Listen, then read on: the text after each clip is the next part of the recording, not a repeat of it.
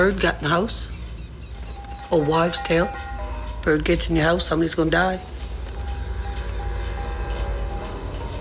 During the inquiry, one expert said it took 20 seconds. 1, 2. In 20 seconds, a running man's heart beats 55 times. He takes 25 gulps of air. 36 times his legs pump. On broken ground, he might cover 100 yards. 11, 1, 12, 2, 13, 3, 14, 4. 15. They made the announcement that they had found 4 more bodies, and then they named the names off, and my husband was one of them. 5, 6, 7, 8. It's now 8 years later, and the chances of ever getting justice are nil. Hail Mary, full of grace, the 9, Lord is with thee. Blessed 10, art thou amongst women. 11. Well, Roy was one of the 11 men that weren't found in the mine. Holy Mary, Mother of God, pray for us sinners now and at the hour of our death. Amen. I was talking to some of the miners. I said, I don't care if it's a leg or an arm or anything. You could just bring something out so I can bury, because I knew, like, I couldn't accept the fact then, and I knew the kids would never accept it. 12, 13, 14, 15. Well, to have the promise of staying in Nova Scotia for the next 15 years, you might have a chance to better yourself, work your way up the ladder a bit, maybe, and, you know, have a little security again, you know. In Nova Scotia, that's hard to find. 16, 17, 17, 18. 18, Some said it took 20 seconds. 20. Some said the men were doomed from day one.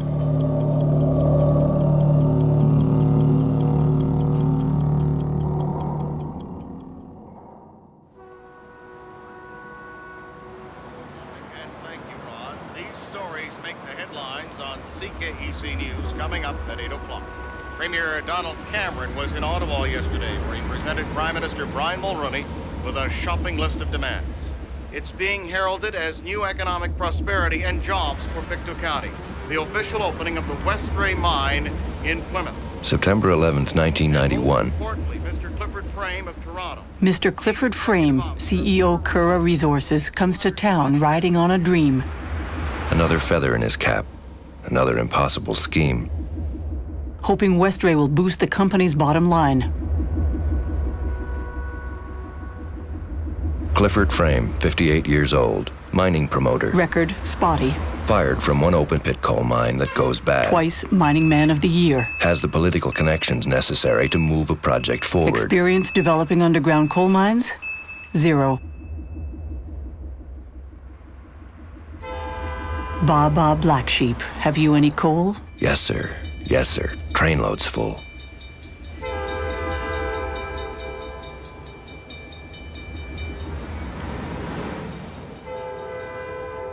Mr. Fraser Agnew, 40, miner.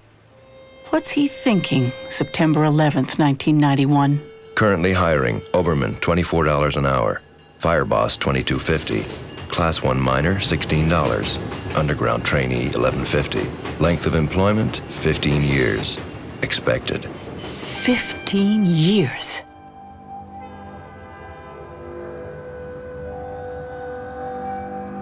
What a long journey it's been for Cliff Frame.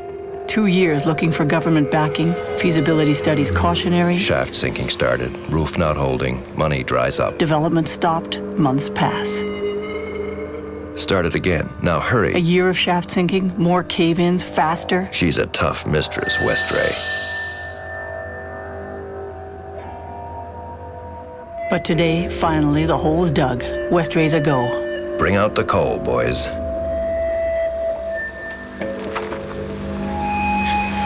Pat a cake mining man. Make me a coal mine fast as you can.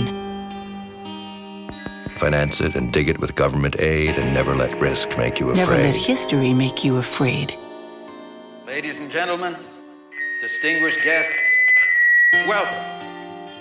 At the opening party, Nova Scotia Premier Donald Cameron. Westray a big feather in his cap too. Federal Minister Elmer MacKay. A loyal booster. The Mayor of Stellarton. You bet. The miners. Of course. And their wives. And their kids. Now I lay me down to sleep. I pray for coal, the jobs to keep.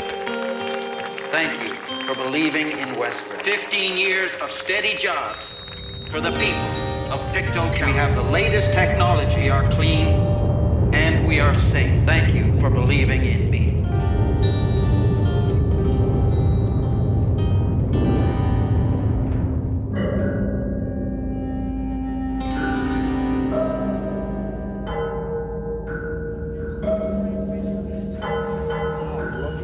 November 6th, 1995. A public inquiry into the Westray explosion. A reunion of sorts for former Westray backers. Donald Cameron, keynote speaker. Ultimately, responsibility for that failure must rest with the person at the top. I see. Do you agree with that proposition? No, I don't, Mr. Mayor. Don be nimble, Don be quick. Don hoping the Westray fallout won't stick. For some others, the inquiry, just one small part of reclaiming broken lives. Part of understanding how it all happened.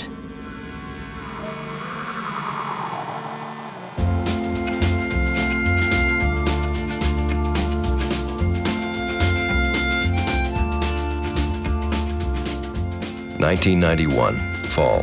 Westray hiring. First Pictou coal mine in a generation.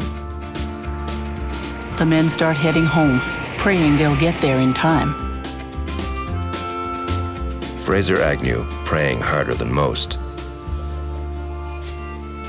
Everything I thought was going really good in Alberta at the time, and then one day I come home from work and I had no wife, and I was left with 2 teenage boys. I figured if I brought my kids home, well, Mom and Dad's there, and they've done a pretty good job with me, so I can't see why they wouldn't do a good job with my boys, you know. So that's the reason why I headed home.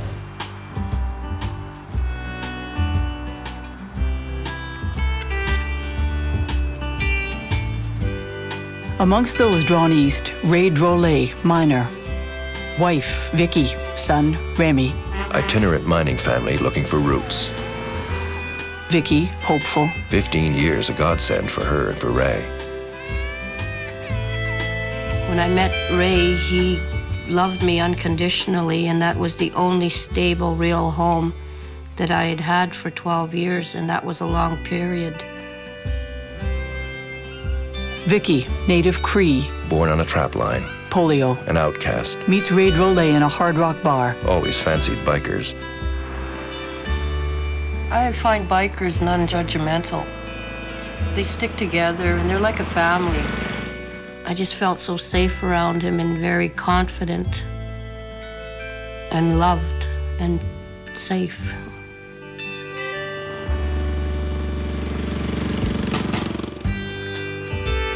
The Drolets had it with hucksters and dream towns. Then Westray says, "We'll give you 15 years. We'll give you curtains on the windows."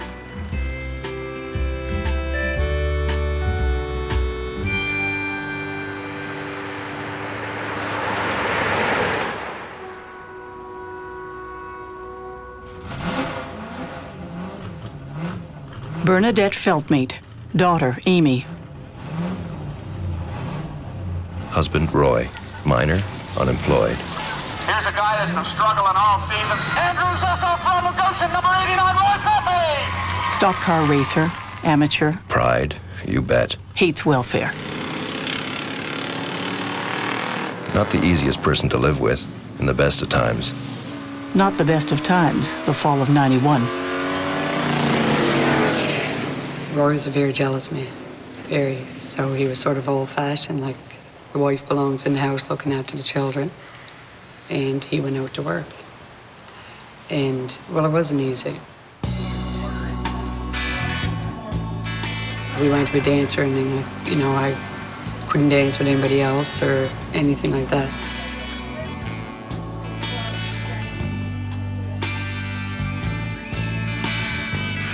He was great with the kids, but he never babysat, never. He didn't believe in babysitting. I was always home, always. But I get used to it, and it never really bothered me. On the pole. for this afternoon's race is going to be the 99 car.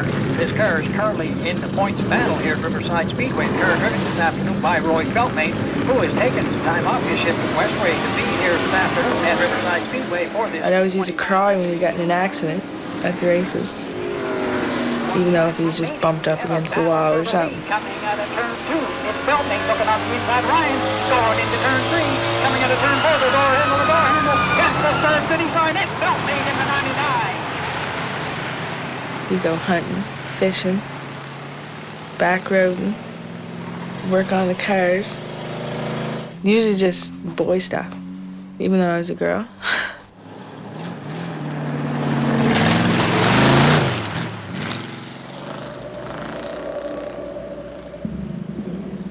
Then finally, Roy's luck changes. Hired at Westray Coal. Class 1 miner, $16 an hour. Length of employment well into the next millennium. Hallelujah.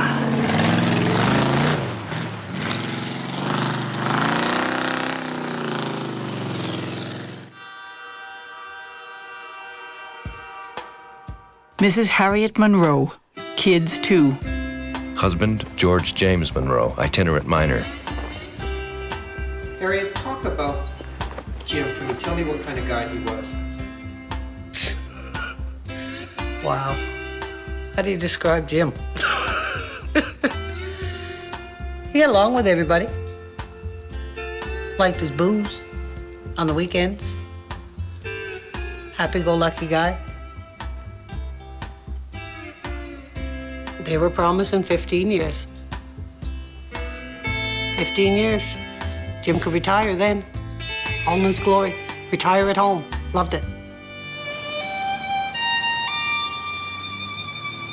Jim's home, the home where he's dying to retire, New Glasgow, Nova Scotia.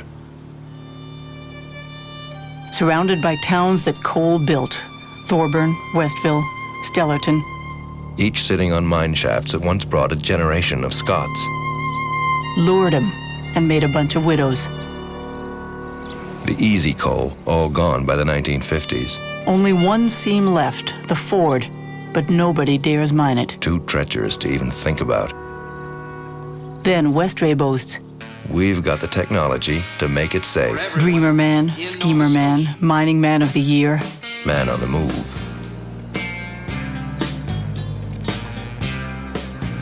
Wayne Chevery, on the street man. Hired spring of '91, underground mechanic. Oh, lucky man. Most of the people there, it was the first good job they'd ever had. Myself, I'd had 3 children. My wife and I had just recently moved home from Alberta. There wasn't a whole lot of employment in the county, and we felt lucky to be able to have the job at Westray. We will be supplying the Trenton Generating Station, not far from here, with 750,000 tons of high-grade coal each and every year for at least the next 15 years.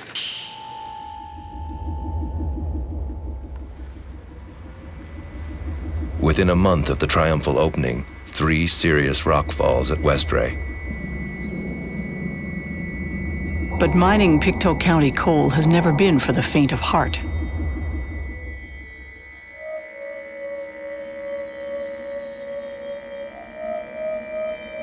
(1838) store pit explodes, 3 men killed. 1839, 30 horses suffocated. 1867, John Gilchrist crushed 1880, to death. Ford pit explodes, 44 men dead. 1885, 13-year-old boy asleep on the tracks. 1918, Allen shaft explodes, 88 men die. 1924, Allen shaft again, 34 men dead from asphyxiation.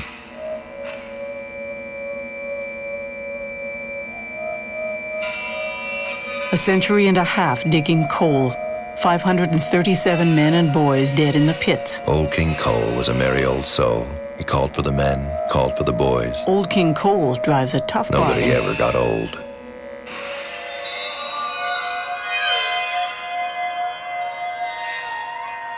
And the widowmaker of them all, the Ford. Now you're negotiating with the devil.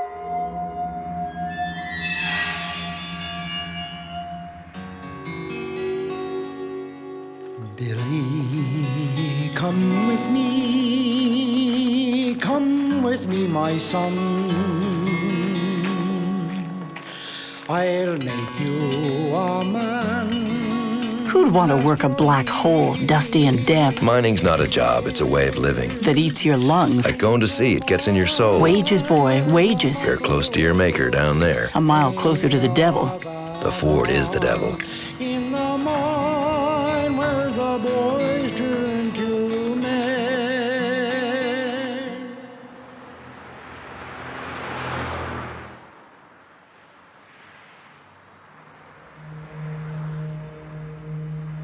Four generations of Agnews work the pits. Great-grandfather killed in an explosion. Fraser, trained in mine rescue, a draggerman. We knew how dangerous it was, yes.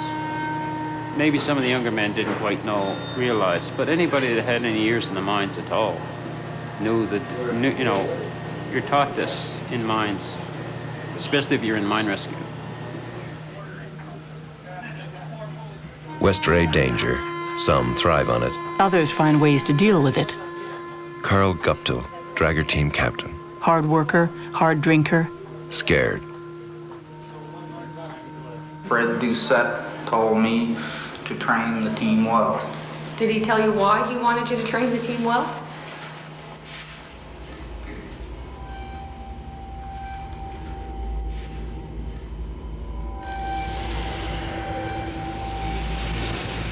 There's one saving grace to Westray. She talks to you. When she hisses, that's the methane seeping out. She groans, start running. Really angry, she screams bloody murder. But then it's too late.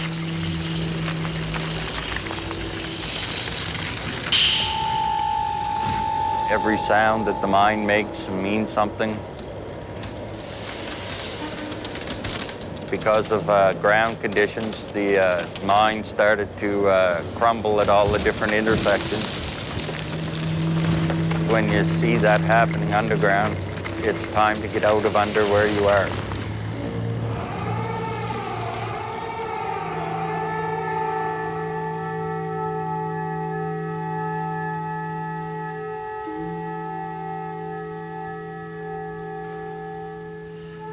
I woke up at 6 o'clock in the morning. He was sitting on the edge of the bed and I asked him what was wrong. He said nothing, but I noticed he had used 2 towels and they were soaked with blood. And I was like, oh my God, what happened? And that's when he told me I got hit by a rock fall. I went to take him to the hospital, which another thing he didn't believe in, because he would never go to a doctor. I just didn't want him to work there. I said, you must be, you know, try to get something else. I don't care if I have to go on welfare. But men don't like the pogey shuffle, never have. New men trudging to Westray every day. Like it's always been, drawn like moths to a miner's flame. Many without coal experience. Methane? It stinks, right? You mix coal dust in the air and methane, she blows. You're kidding, boy. Westray was the first mine that I worked at. We were given zero training other than what we learned on the job. Anything that I learned about safety at Westray Coal, I learned by asking more experienced miners.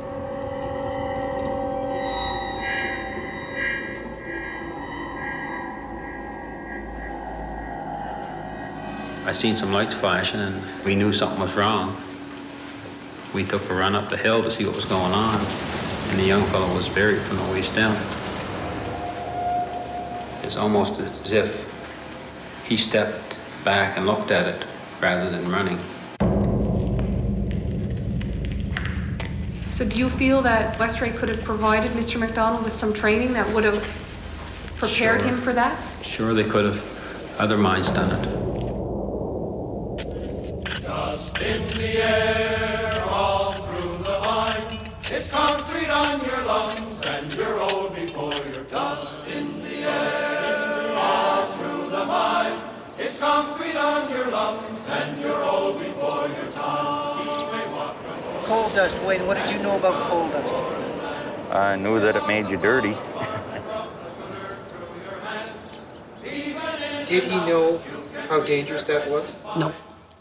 And you didn't either? I never had a clue. Well, I worried about his lungs, actually. Every day he come home, I had to wash his clothes after work. Like, they were just black. And he would take a shower, but whether he took 1, 2, or 3 showers, it didn't make any difference. Well, he'd come home and he'd look like Alice Cooper with the dark rings around his eyes. And I would ask him, like, who put your makeup on today? And he'd laugh and he'd say, no, that's just the coal dust. And you're old before your time. He was also very secure with Curra telling him that this was one of the most safest mines in the world. He believed what Curra told him.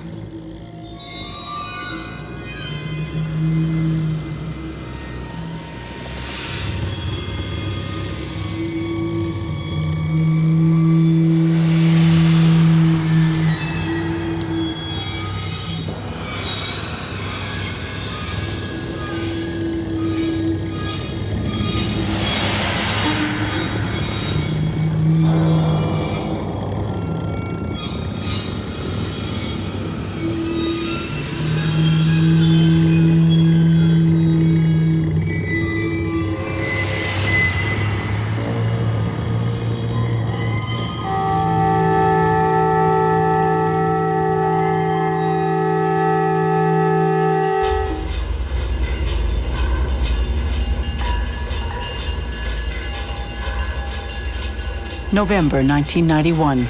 Coal production weak. Stone dusting, spotty, no time. Westray needs coal, fast. Mr. Carl Gupto, not a happy miner. They said that the shift boss told them that there'd be 45 minutes between cave-ins. They were to work 43 minutes. As soon as it was done caving in, back in. What did you think of that? Bullshit. Mm-hmm. Did you tell them that? Yes. Gupto looking for support from the other miners. Not easy to find. The men afraid for their jobs.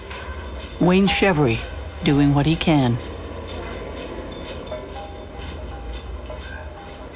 I tried to speak to the mine inspector about some of the safety problems that we were experiencing at the mine, and asked him if he had the power to stop production and make the company fix the problems that we were having with ground conditions.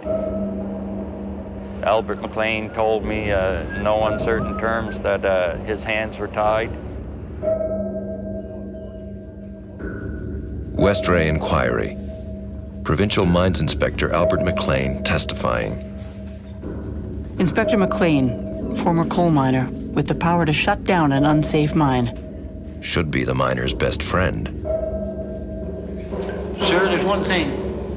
I was afraid of nothing and nobody. More specifically, Albert claims he wasn't afraid of Gerald Phillips, Westray mine manager. Wasn't afraid of Roger Parry, underground manager. Both Phillips and Parry, old-school coal miners from England, now in a world of high-tech coal extraction. It's almost impossible to get a root full once the ground is supported like this.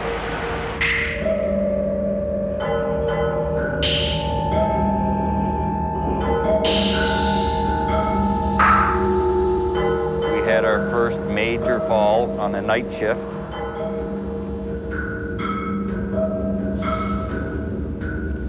One of the inexperienced fellas went over and he asked Gerald if he thought it was safe to go underground. And Gerald turned around to him and said, "Aaron, you take your fucking lunch can and you fly the fuck underground or you go home."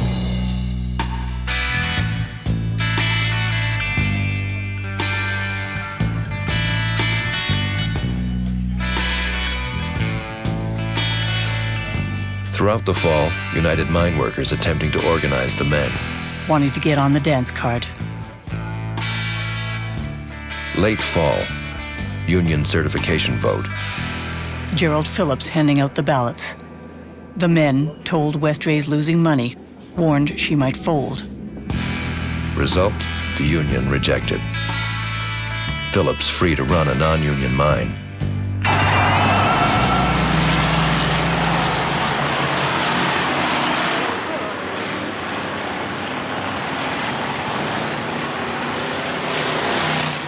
was a whole lot more pressure being put on all the men, and management seemed to be a little more agitated and harder to get along with.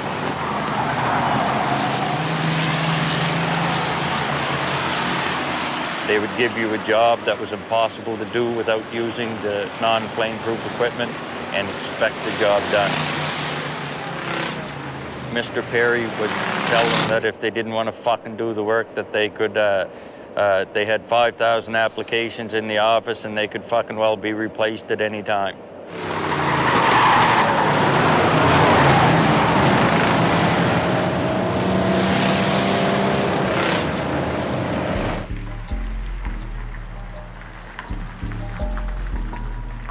Winter, the Westray Union dead, the Department of Labor now Carl Guptill's last hope. Twice, Guptill meets with Inspector McLean to go over a list of grievances, including explosive levels of methane and coal dust. I raised everything that I knew that was going on underground at Westray with him. He was excited. He said, finally, we've got more than the rumors and the phone calls that we've been getting. Now we've got someone that will actually sign a complaint. We can do something about the place. Later, McLean submits his report. No flagrant violation of regulations, is what it says. Why did you use the terminology flagrant violation of the regulations? Sir, I don't even know what the word means. Pardon me? But I don't know. Do you know what it means? No. All right. Sounds good. McLean will later deny Guptill brought up the violations. Now let's clear up the business about this Guptill incident. You now had a man who came in with allegations of safety violations, a variety of them, working in gas, overloading tractors, and we can go through the list. Why didn't you do something about it?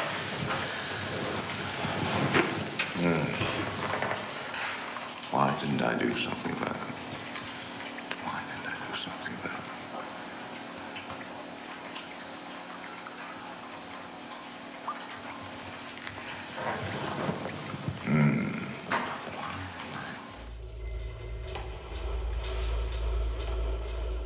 Early January '92.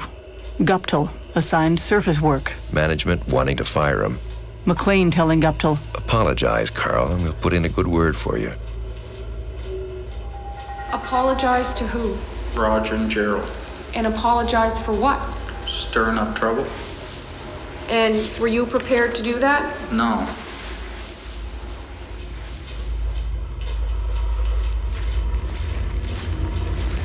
January 11th. Guptill sacked. His complaints buried. Never liked you from the beginning, says Perry. Fraser Agnew, alone once more. To work in a mine getting more dangerous by the day. To work in a mine where the Department of Labor sees no serious problems. Miner man, what do you do? Guptill's gone for what he knew. If you don't act, that's a terrible crime. If you do, you're out of this mine.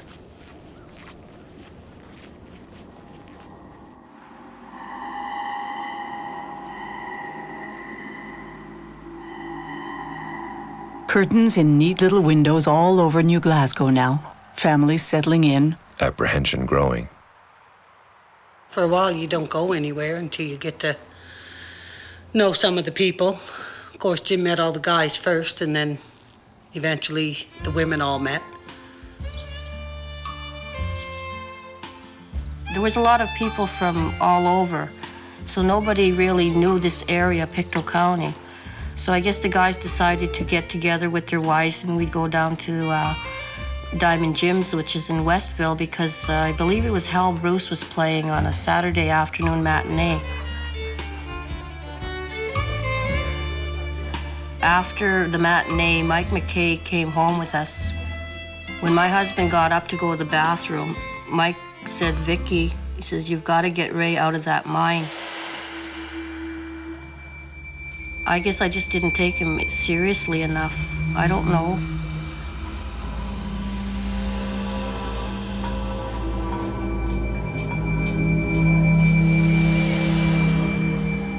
Throughout the winter, more rock falls, production dropping. Worse, a decision to mine the southwest section is coming back to haunt Westray. That section turning out to be trickier than anyone expected.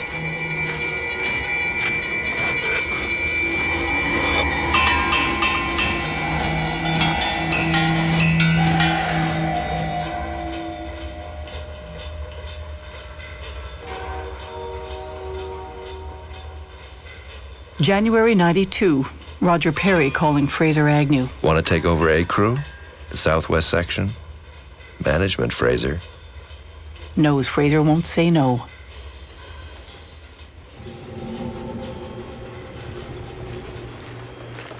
The pressure was getting greater underground at the time. The morale of the men was really bad, I think, at times. I had a good relationship with my guys. There's really good guys. I don't know if that really clicked with management or not, because I think they had the idea that you couldn't be a nice guy and be a supervisor too.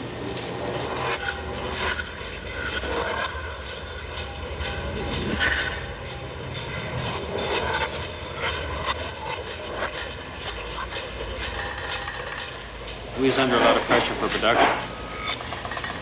I've took a few stripping downs from the upper supervisors because of this.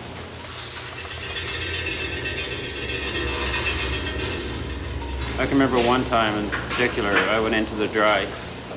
The upper supervisors read my production report at the time. He told me, he said, Fraser, you gotta put it to these guys, they're not doing enough. And this put the phrase like me, he said, this wouldn't fucking do. And this was in front of 2 or 3 other supervisors. I mean, I felt really small at that time.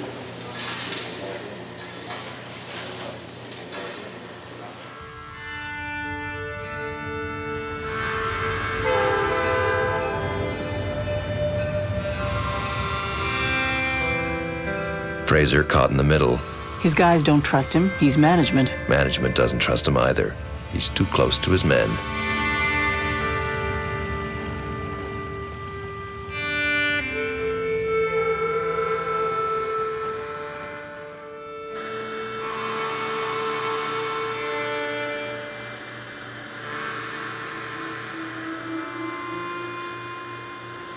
What started out to be a lot of partying on the weekends with a lot of friends, I kind of used it as a crutch to get through the bad times.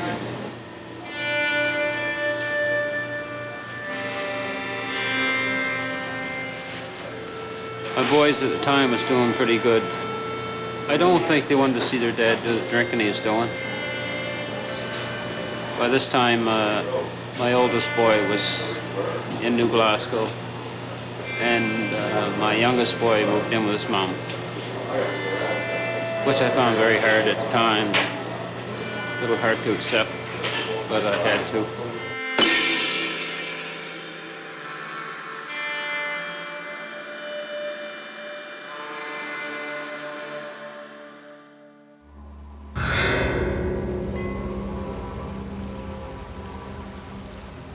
The southwest section proving to be a big mistake. The coal, poor quality. The roof almost impossible to hold.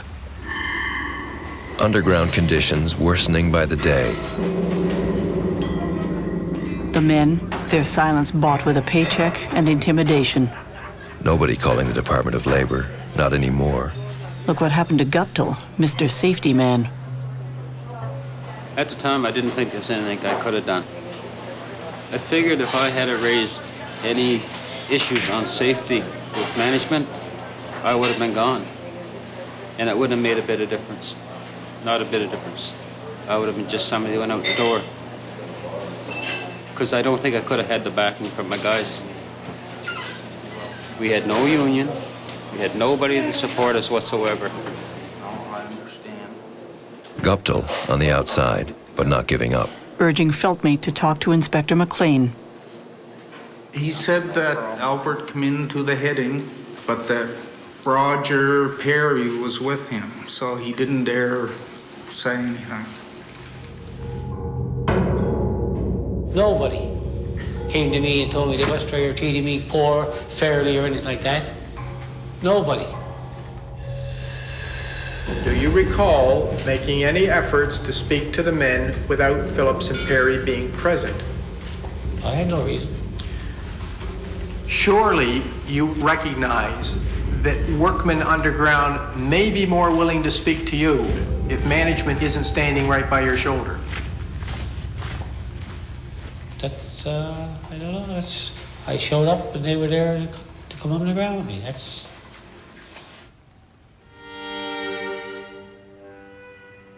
End of March. The southwest section, a disaster. Gerald Phillips orders part of it abandoned. A plywood barrier is erected to seal that section off. The stopping is leaking methane. Onto the roadway, smothered in undiluted coal dust. Oh, I worried sick. I told Roy that during the day it didn't bother me because I was busy during the day with the kids and, you know, just the housework and whatever. But at night, when I'd go to bed, I never slept. I mean, I seen the clock every hour on the hour.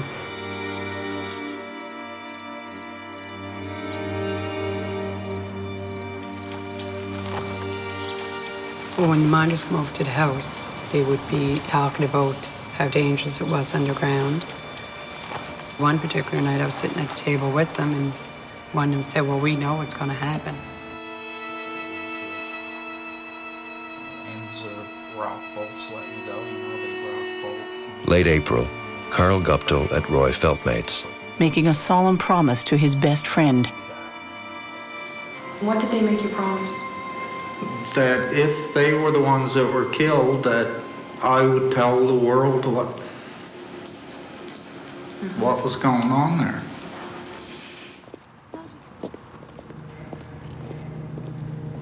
Spring coming on. Vicky, deaf to the whispers about town. Listen, Vicky, listen. Hey, she's got her family. Curtains to shut out the rest.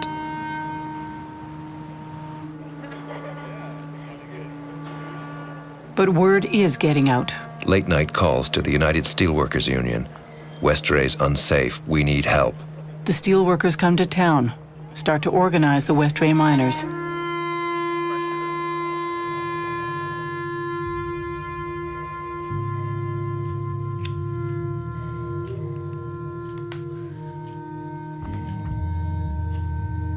I'd try and talk to him about it, and he'd claim up. I guess because he figured I would tell him his life is worth more than a paycheck. And he wanted the money to support his family. He had all his funeral arrangements made. He told me everything he wanted, in case it ever did happen.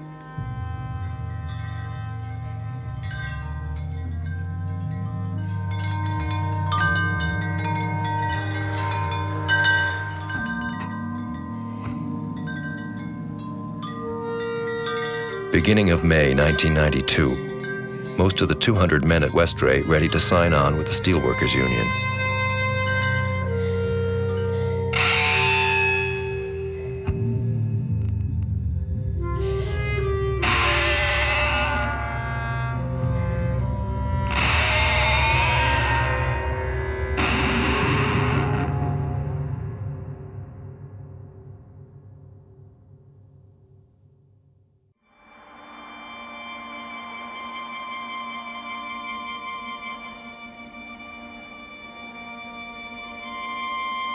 May 8th, Feltmate stops by Guptill's before the night shift.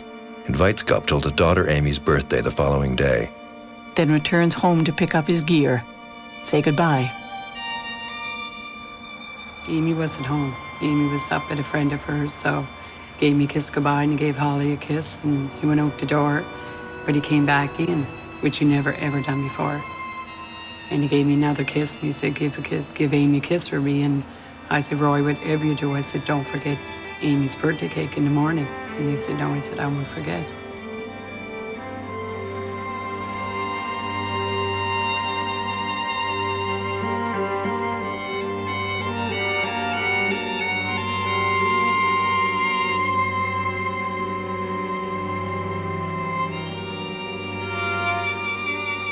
He woke up about 4 o'clock and I made a supper and the three of us sat down to eat and then I went and put Remy up for a nap and my husband and I made love And after we made love, he asked if he could stay home for that shift. And because that it was just a new job and we just got there, I said, no, don't, you're gonna screw up, you're gonna screw it up. I said, you're gonna get 4 days off anyways after this shift. So he said, okay, might as well go to work. He says, you're right.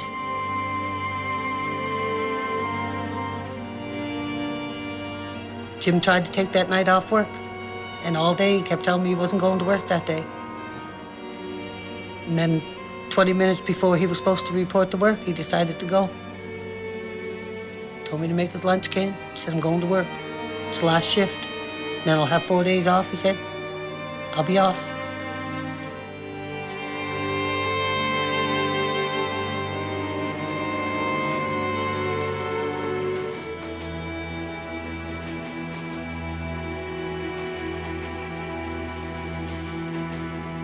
I always slept on the couch when Ray wasn't home because I always had to be aware of where the doors were. I'm very protective of my son, and I didn't, if somebody was going to break in, I wanted them to get me first because we were in a new town.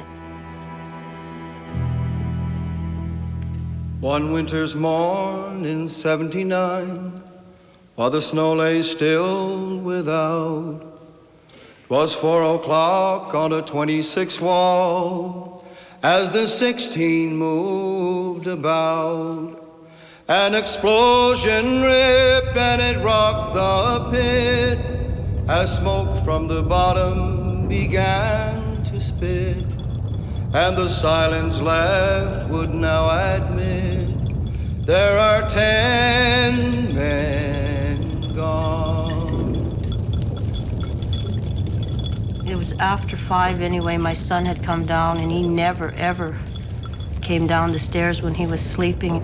And he came and kissed me, and then he went back upstairs and he went straight to sleep again. And I found that very, very odd that he come down and kissed me in the middle of the night.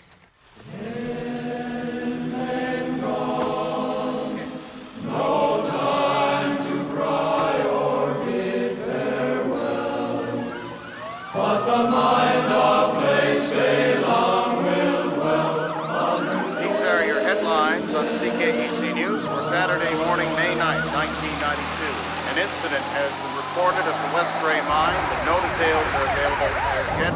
Earlier on, there were several rock falls at the Plymouth location.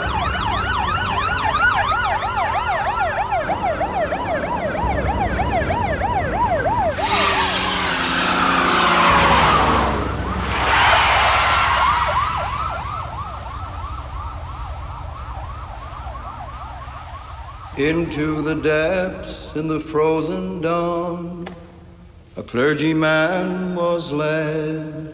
There in a fright his eyes were drawn to the sight of the burned and dead. With courage bold he did unfold the grace of God in the tunnels cold. Then the town Ladies was and gentlemen, sadly told at there are 5:18 Saturday 10 men there was an explosion. Picked up Jim's mother and his brother. Significant We proportion. went to the Plymouth Fire Hall. Southwest Maine's sections of the Westray mine. At this time, we are cautiously It was chaos. optimistic. Everybody was coming in and everybody was talking, asking questions, see if anybody knew anything. People were coming in with food and drinks. There may have been an instantaneous build-up Nobody knew what was going on. of gas in the mine. We believe that there are presently 26 miners underground. All they kept telling us, it was an explosion that would take the click of a fingers like that. And it went from one end of the mine right down to the other end. The guys didn't have 20 seconds, I don't think, if they had that. There was no place to go, no place to run.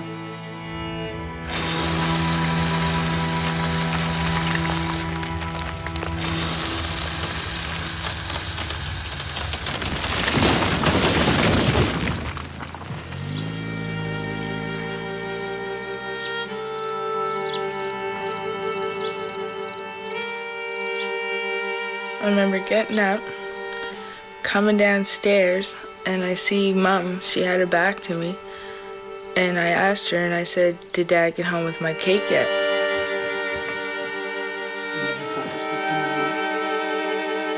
She was crying, and she said, the mine blew up. It's not that I didn't understand, I just don't know if I wanted to believe it or not, and I ran back upstairs.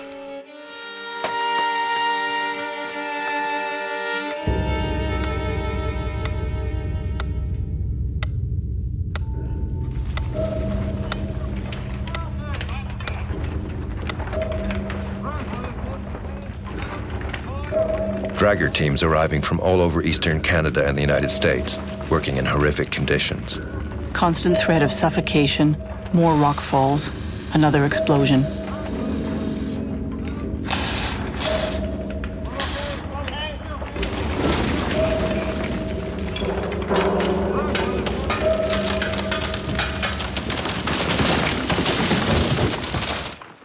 Oh, it was around 11 or 12 o'clock, I think, Sunday, Rescue teams have that they said they found 11 bodies. located the bodies of 11 men in the southwest area. They went around to the tables of the widows that were sitting around, Based on and a nurse EMP officer tapped them on the shoulder. these men died instantly. I got it from a woman that worked with the Red Cross. She came over to see how I was doing, and she touched my shoulder. Almost passed out, because I thought it was a Mountie.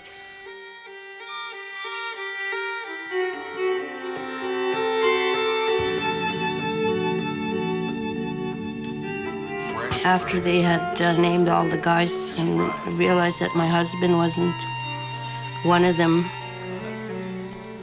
I kind of knew then that he would be dead. And I went running out of the hall, crying, and Joe McKay, which was Mike McKay's brother, came over and he grabbed me outside the fire hall and he said, Vic, he says, hold on there, my girl. He said, I was talking to some draggermen and they said they thought they might have heard a noise down there.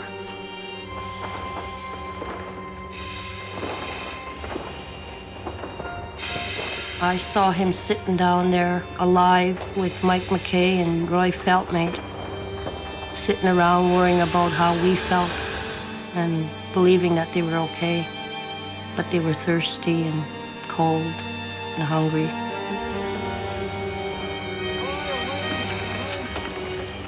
I imagined them being hurt and it being very dark. But I imagined them also speaking to each other and them two hanging on to hope that the rescuers would get to them.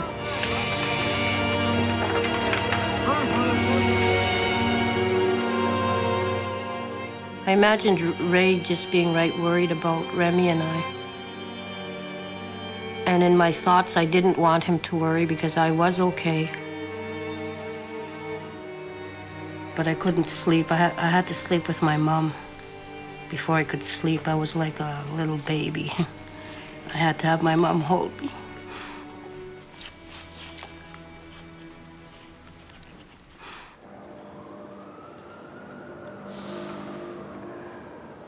I was feeling quite nauseated and told Captain Dougie Rideout that I need a few minutes. I walked up the drift, got down on one knee and had several deep breaths and was able to talk myself out of throwing up.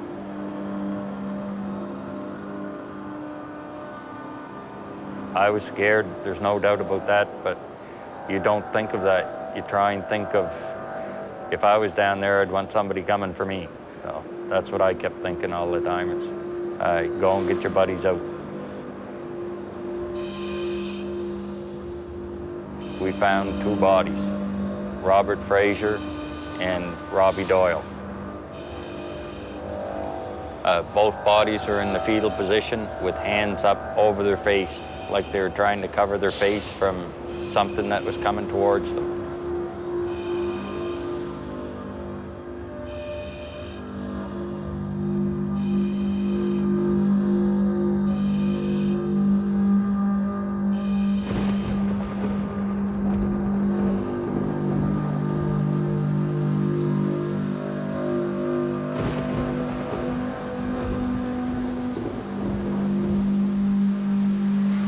was at the mouth of the slope when they brought the first 11 up.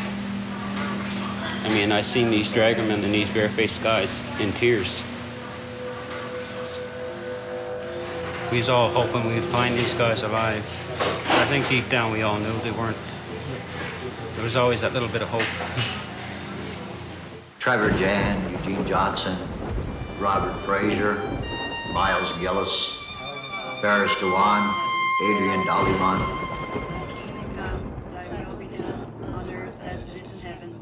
Give us this day our daily bread, and forgive us our trespasses. Next thing I remember is everybody was there. There was cops, there was priests.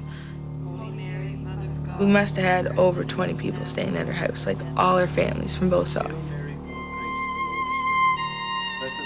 I remember saying to the priest, I said, how can you tell me there's a God? Like, you know, there can't be a God. I mean, what God would take the father of 2 little girls? I said, and, you know, like, leave us alone. Larry Val, Robert Doyle, Harry McCullum, Eric McIsaac, Romeo Short.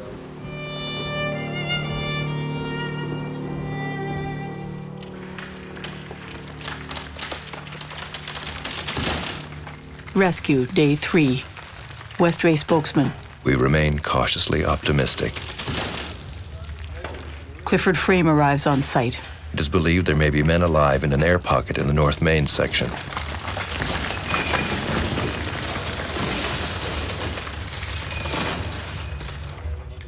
Day 4. Spokesman. Rescue effort has reached critical stage. Getting to the North Main is taking longer than expected. 15 men still buried, including Ray Drolet, Jim Monroe, Roy Feltmate.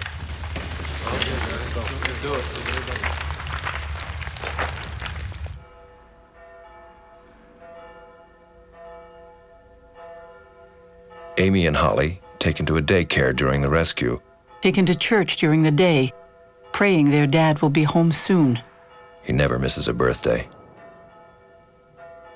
I remember when they brought me my birthday cake. That was pretty weird.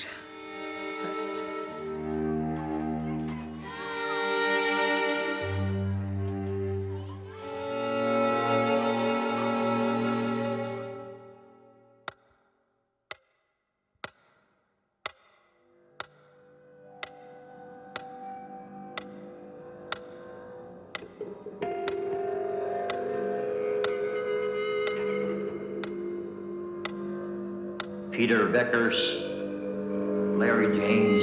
And then they named the names off, and my husband was one of them. And Raymond Droulat. I broke down, and I don't remember much after that until the funeral. It was a daze because I was always on nerve pills, and I probably took more than I should have because I just wanted to block out all my feelings, numb them.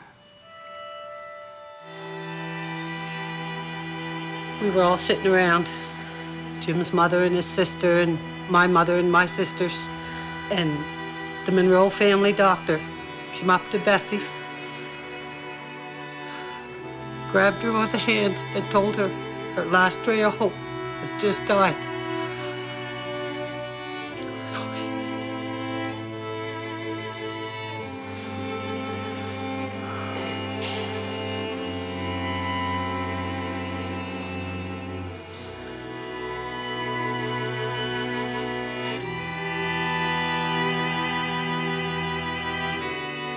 The rescue into its 6th day.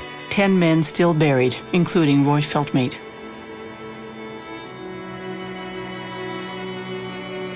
My emotions are at the surface the whole time. It felt like for that whole week we were on the verge of crying all the time, but I couldn't let myself go until after the operation was over. There were times when I wanted to cry, but I couldn't bring myself to do it. Ladies and gentlemen, within the last hour, we've been provided with further particulars with respect to the mine rescue operations that have led us to conclude that there is no reasonable possibility that any of our men who were underground at the time of the explosion have survived.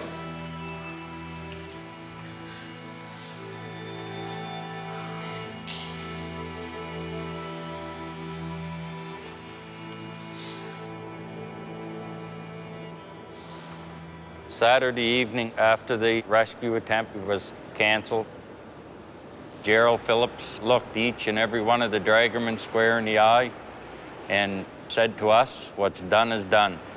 What we have to do here is get the mine back in operation as quickly and as cheaply as possible." Because of all the news media coverage that you people have had as dragomen, a letter stating that you would like to see the mine reopen would go a long ways in seeing that you get your jobs back. I can remember thinking that anyone who would say what's done is done, week to the day that 26 people were killed, was a heartless, cruel person. And it was the first time in my life that I actually thought that I could kill somebody.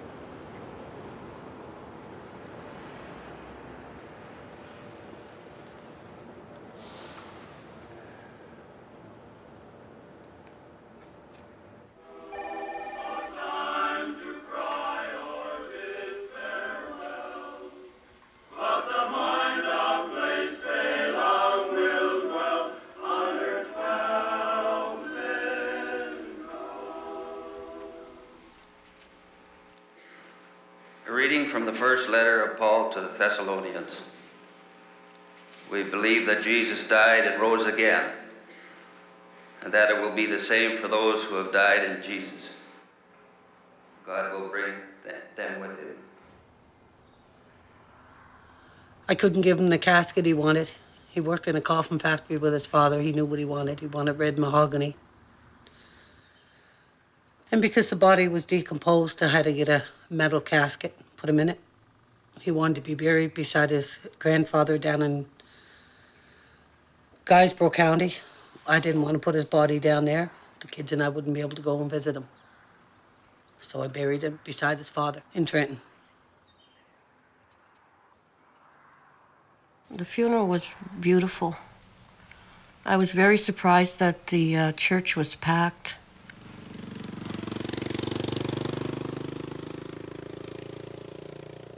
I got up in church and I let them know how Ray was so that they could understand they weren't just there for a stranger's funeral. He loved outdoors. He was a very good father, a good husband.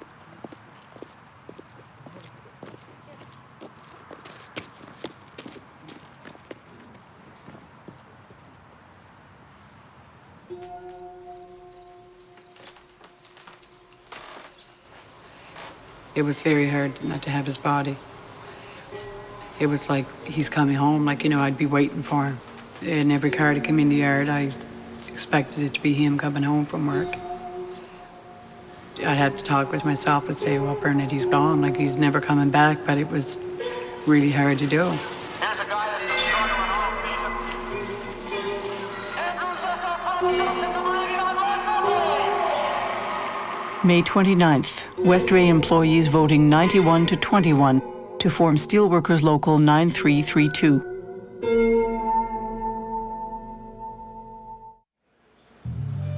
It is essential that Nova Scotians know all the answers to the questions surrounding and leading to this tragic event. The men buried, the mine sealed. Donald Cameron announcing an official inquiry. No person with any light to shed on this tragedy will escape the scrutiny of this inquiry. Fraser Agnew punishing himself for all his mistakes, real or imagined.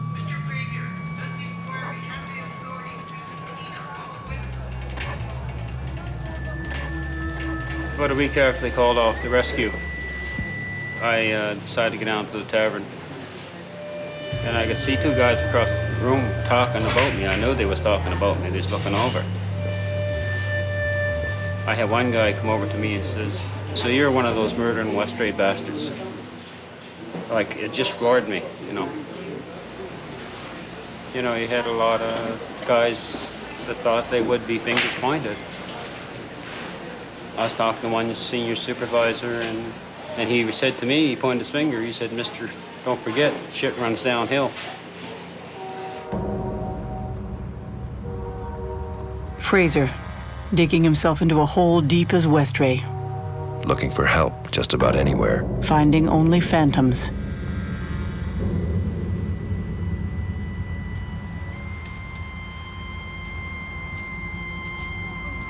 I was hitting it pretty heavy again at that time. I wasn't sleeping at all for quite a while. I had nightmares every night, and it seemed like the only time I could at least get a little bit of peace is when I was passed out.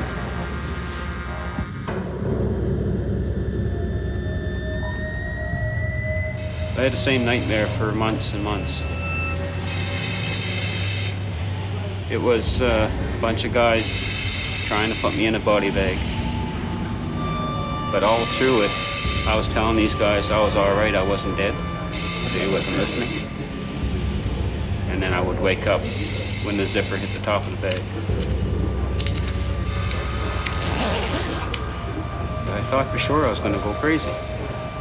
And they sent me over to the hospital, and they sent me to a child psychologist. It was the only psychologist I had on hand. I felt sorry for the girl. Like, the lady, she was a young lady, and she had no idea what to do with me.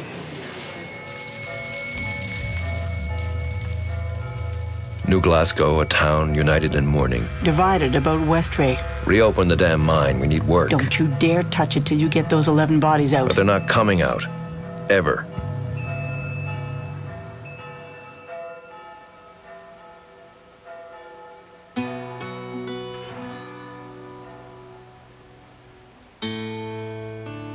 I did actually speak to him, just like in my mind. I was saying, if there's any way, Roy, I said that you can let me know that you are in heaven or that you're watching over us.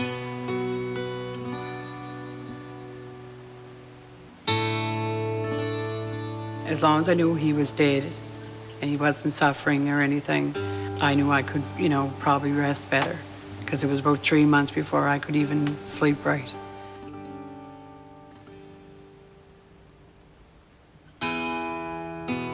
Polycena just bounced right back to herself. But Amy took it really hard.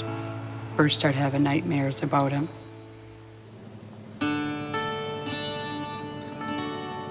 I remember I woke up one night. I looked at the end of my bed and he was standing there. He was all black. There was like cuts all over his face, blood everywhere. He didn't say nothing to me, he just stood there.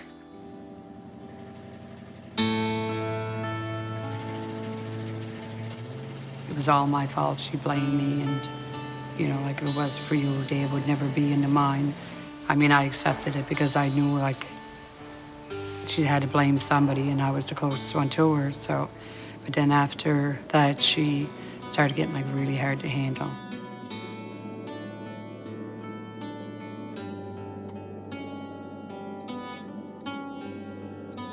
They would always be yelling and screaming and fighting. And I'd put holes in the walls, I'd slam the doors, I'd kick the doors open. I got to the point where we were down at my aunt's one time, and me and Mom got in a huge fight. They had to call my 2 uncles, Mom's brothers, and they came in and they had to tie my hands and my feet with socks. And they took me right into the hospital, and I was put up in this psychiatric ward, and then I was shipped off to Halifax.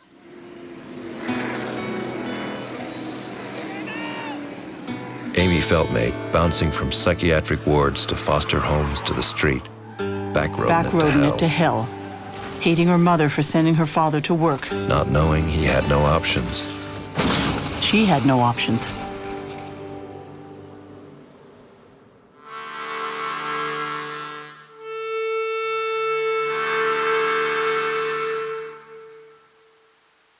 I met Fraser at the support centre.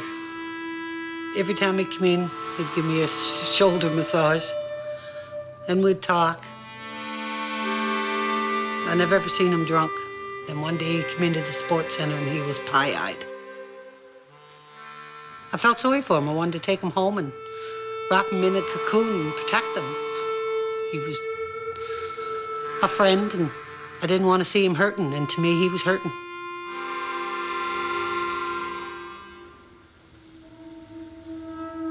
Fraser's ghost's not letting up. You're guilty, boy. You knew the Coal Mines Act. And the province congratulating Fraser. Here's the Medal of Bravery, boy. You're a hero. I got to the point, I think, that I was trying to commit suicide. I figured I'd be the 27th that would die, but nobody'd ever know it was Westray that did it. My husband husband looking at the fireball in the roof and knowing that he wasn't. What finally stopped me drinking, I think, was my sister. I just come off a 4-day drunk, and I was telling you I was feeling pretty bad, and she made a surprise visit to my apartment. I could see the tears in her eyes, you know, she could see she was hurting, and so was I. Anyway, she made me see right there that day that I had to do something. And so I promised her, called my mom and promised her that I was going to get some help. So from that day on, Irma, my sister's been my guardian angel. You know, she's my hero. The following individuals and company have been charged with criminal negligence causing death. Gerald James Phillips, Oakville, Ontario. Roger James Perry, Hinton, Alberta. Cura Resources Incorporated, Toronto, Ontario. Sons of bitches are finally getting... The legal fallout from Westray, a quagmire. 2 criminal manslaughter prosecutions of Perry and Phillips started, both halted. The official Westray inquiry, still on indefinite hold. Cura Resources and Company have been charged.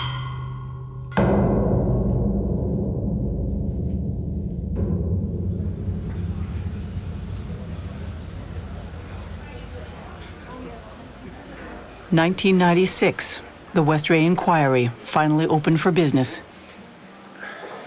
Whose job was it to check this stuff? It was management's responsibility, as far as I'm concerned. Of course it's not my fault. It's the company's responsibility to You're right. deal with those issues. Ultimately, responsibility for that failure must rest with the person at the top. Do you agree with that proposition? No, I don't, Mr. Merrick. Mr. Clifford Frame, he refuses to testify. Likewise, managers Perry and Phillips. Frame claiming he wants to wait till the criminal trials are over. But when they're over, he's nowhere to be seen. Our next witness, Mr. Commissioner, is Mr. Fraser Agnew. Mr. Fraser Agnew, no subpoena necessary for him. I was the first underground supervisor to testify at the inquiry, but I've watched the other men testifying, and I knew what to expect. I knew there was going to be questions asked that, you know, that was going to be hard to answer. Mr. Agnew, you were a shift foreman. Right. One of your sole statutory obligations was to ensure that the coal mine was safe for the men who worked under you. Right. But yet you complained to no one. Like I said, I wanted to keep my job. That is the sole reason why you didn't speak up, out of fear for your job. Fear for my job, yes. Who's to blame? I don't know anymore. I wonder myself. I guess if they want to say Fraser's to blame, maybe he is. To a lot of people in this town, everybody's guilty that worked at Westray. I could take you to Tim Hortons, and there's a place straight full of these specialists that never set a foot in this mine. And I don't think it's fair.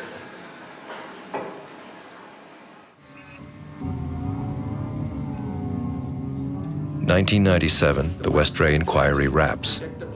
Justice Peter Richards, summing it all up. Westray's story is a complex mosaic of actions, omissions, mistakes, incompetence, apathy, cynicism, stupidity, and neglect. 74 recommendations to ensure that Westray never happens again.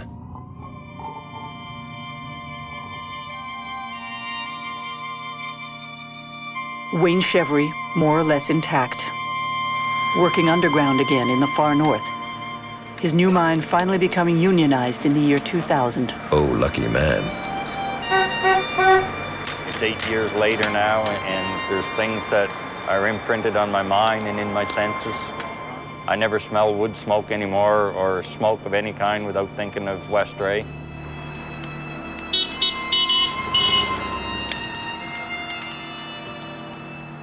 has impacted lots of people, a lot worse than me. Some of the family group members who have lost people are totally consumed with finding justice for their lost loved ones. That's a terrible way to spend your life, consumed in fighting a futile battle. Because you don't think there'll ever be justice? There will never be justice. Justice? Who knows? Guptill and Agnew, honest men who tried to do good in a system stacked against them. They'll survive. Inspector Albert McLean, fired. Premier Donald Cameron, out of office. Gerald Phillips chased out of a Honduran gold mine, literally by angry townsfolk. Roger Perry, driving a tour bus in Alberta. And Mr. Cliff Frame, he's still looking for the next big strike.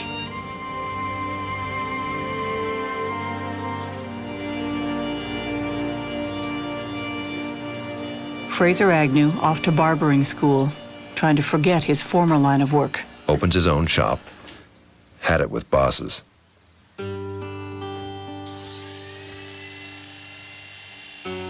And one Saturday morning, I hadn't seen him for, I don't know, a few months anyway. About 7:30, 8 o'clock, there was a knock on my door. And I put my house coat on and went to the door to answer it, and there was Fraser standing there. And he just said, "Hi, come for a visit." And from that time on, I knew I was in love with him.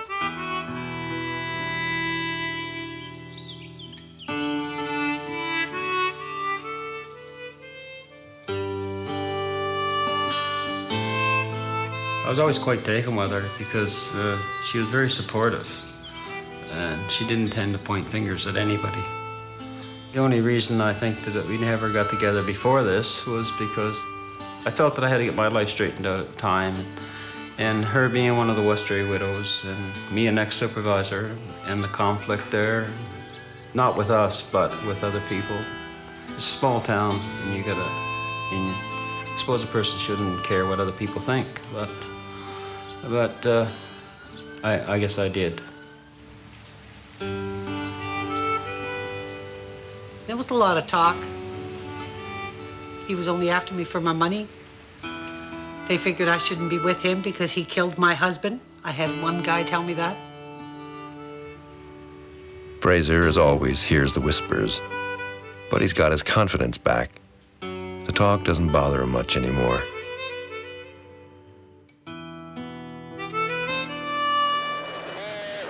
Fall 1998. New Glasgow, ridding itself of Westray failed dreams.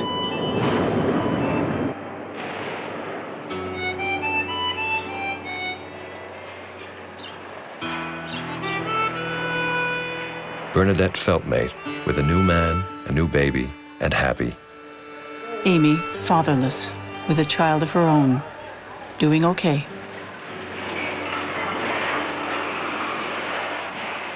And Vicky, barricading herself from the world. Drinking too much, too many pills. Her son, her only comfort.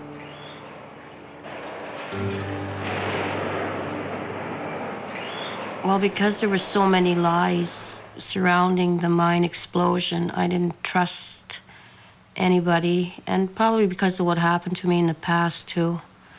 And now I didn't have my soulmate with me to protect me in that, so my paranoia set in. I'd drink myself into oblivion because that would be the only way I could sleep.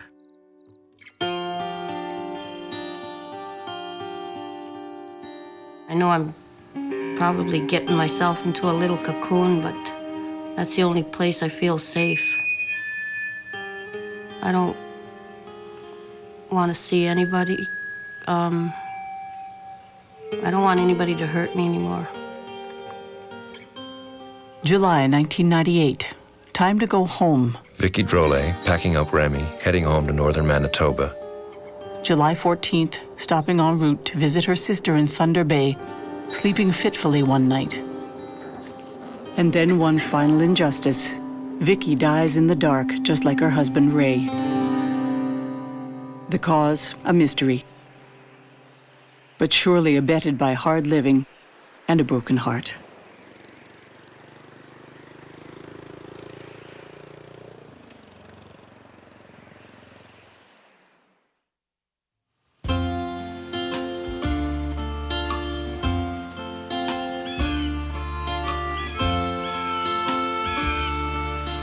Fraser out of barbering, his shop going under.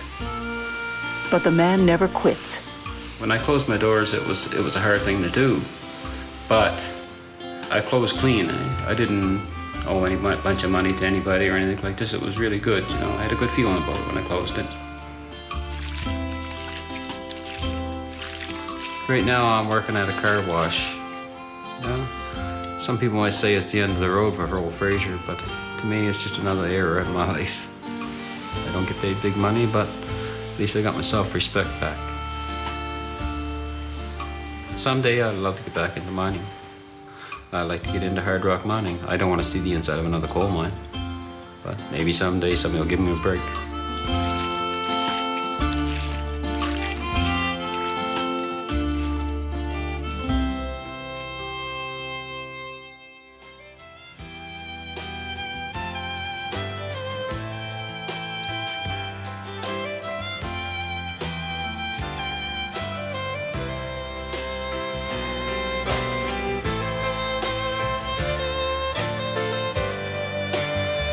Their lights will shine, 26, all of a kind. Their lights will shine, facing those who would be blind. Their lights will shine, for the loved ones left behind. From the darkness of the mind, their lights will shine.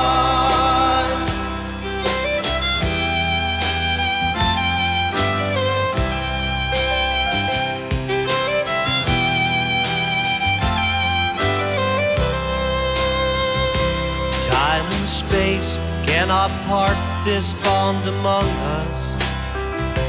Trees and stone mark a sacred place to be. Give us strength to resist life's bitter hardness. Give us hope that the world will one day see. Will we never find the truth that sets them free? Their lights will shine, 26, all of a kind. Their lights will shine, facing those who would be blind. Their lights will shine, for the loved ones left behind. From the darkness of the mind, their lights will shine. Bring us some meaning to the things that haunt our minds. Bring us the solitude that seems so hard to find. Their lights will shine, 26, all of a kind. Their lights will shine, facing those who would be blind. Their lights will shine.